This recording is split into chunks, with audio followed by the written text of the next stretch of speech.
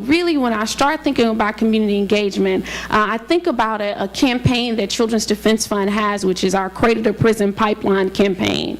And it actually points out that 1 in 3 black boys that are born in 2001 has a chance to go to prison within their lifetime. And then we look at the Latino boys, we're talking about a 1 in 6 lifetime chance.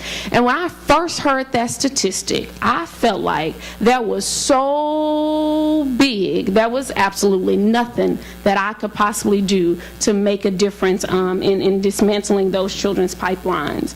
But when we look at successful community engagement, it calls for everyone to take responsibility and everyone to step up to the plate and everyone to be involved to hold one another accountable. We do know that college students and young people really can make a difference. And as we're looking at the future of our children, we have to start with them younger and younger and younger, because guess what? When we have something or we have the desire to make a change, we know that they're able to go to that social media and their friends, when I think I have a lot at 571 friends on Facebook, they can come back and say, oh yeah, but I have 2001. So their reach is much further than we could ever imagine it could be. So starting with empowering and equipping them first so we can continue to make a difference in their lives. I talked a little bit about this framework of this summer youth program that I've been involved with for several years. It started off as a summer job, and my family now calls it Brandi's dream has become our worst nightmare, because by empowering me, I was then able to empower my family to make a difference, because a lot of times we're talking about families, we're talking about organizations. Many times we don't realize that people want to make a difference, but they have no idea how to do that.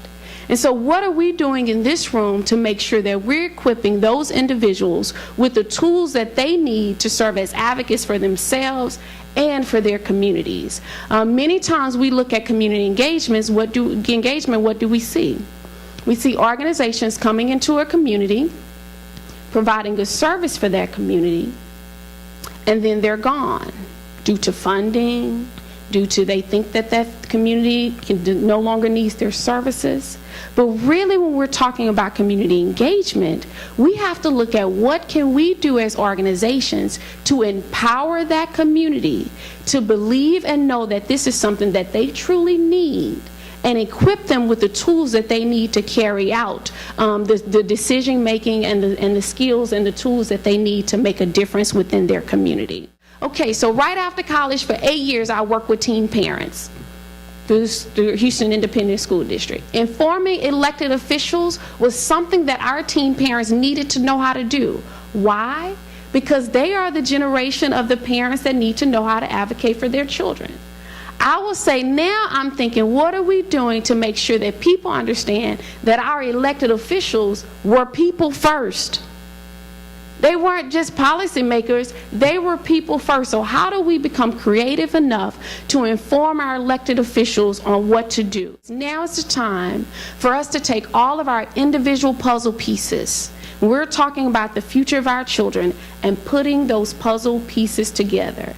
There are some of us that's doing some wonderful community engagement through organizations that can reach out to faith-based organizations with no problems. There are some of us that are doing great jobs with businesses. When I think about that community that really needs some help, I think about the business owners in that community that have no responsibility to the families and the communities that support them day in and day out. I've been in communities where you couldn't possibly get a smoothie from me if you wasn't providing us $10, $15 as a donation to our schools and our children in that community. We now have to hold our own businesses within those communities accountable. So how do we network? How do we create partnerships? And creating partnerships that's sustainable. Many times we write grants, we write people in, and we think, oh yeah, they can do that. but at the end of the day, neither one of the organizations can live up to that partnership. So I think about a partnership that even Children's Defense Fund had with our 100% campaign, and asking school districts just to add a question onto their child enrollment form, asking if they have health coverage. Very simple, something that they could easily do without setting both parties up for failure. And so many times we're talking about partnerships, we have to do that. And I'm going to end with this quote here. Go in search of people, begin with what they know, build on what they have. And I'm going to ask that we start with us. We're getting a lot of knowledge today. I am going to ask that we begin with what we know today and build on what we have today to make the difference in the lives of children. And remember, as I talked about organizing, we take for granted and we think that leaders make the movement. But I'm going to leave you with this, that movements make leaders. Leaders don't make movements. So how are you making sure that we are providing a movement that produces leaders when we're talking about the future of our children?